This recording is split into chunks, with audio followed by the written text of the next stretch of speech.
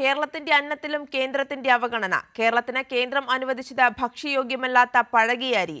ഗോഡൌണുകളിൽ ഭക്ഷ്യവിഭാഗം ഉന്നത ഉദ്യോഗസ്ഥർ നടത്തിയ പരിശോധനയിലാണ് ഇക്കാര്യം കണ്ടെത്തിയത്. കേരളത്തിന് ലഭിക്കേണ്ട അർഹമായ ആനുകൂല്യങ്ങളിലെല്ലാം കേന്ദ്രത്തിന്റെ അവഗണന തുടരുന്നതിനിടയിലാണ് പുതിയ സംഭവം. പൊതുവിപണി വിൽപ്പന പദ്ധതി വഴി ഫുഡ് കോർപ്പറേഷൻ ഓഫ് ഇന്ത്യ സപ്ലൈകോയ്ക്ക് അനുവദിച്ച അരിയാണ് ഭക്ഷ്യയോഗ്യമല്ല എന്ന് കണ്ടെത്തിയത്. സംസ്ഥാനത്തുള്ള FCI ഗോഡൌണുകളിൽ Supplyco quality assurance manager, ration controller എന്നിവർ ചേർന്ന് നടത്തിയ പരിശോധനയിലാണ് കണ്ടെത്തൽ. വലിയ സമ്മർദ്ദങ്ങൾക്ക് ശേഷമാണ് കേരളത്തിന് അരി കേന്ദ്രം അനുവദിച്ചു നൽകിയത്. അനുവദിച്ചു നൽകിയ അരിയാകട്ടെ ഭക്ഷ്യയോഗ്യമല്ലാത്തതും. ഓണക്കാലത്ത് ഉത്സവചന്തകളിലും മാവേലി സപ്ലൈകോ ഔട്ട്ലെറ്റുകളിലേക്കുമായി 200 ടൺ അരി വേണമെന്നാണ് കേരളം ആവശ്യപ്പെട്ടത്.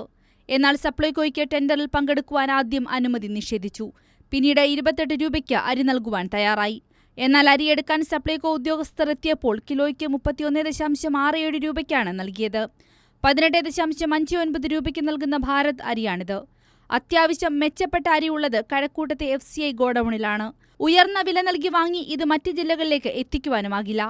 ഇതര സംസ്ഥാനങ്ങളിൽ നിന്ന് അരി വാങ്ങുന്ന ചെലവ് ഇതിനു വേണ്ടിവരും.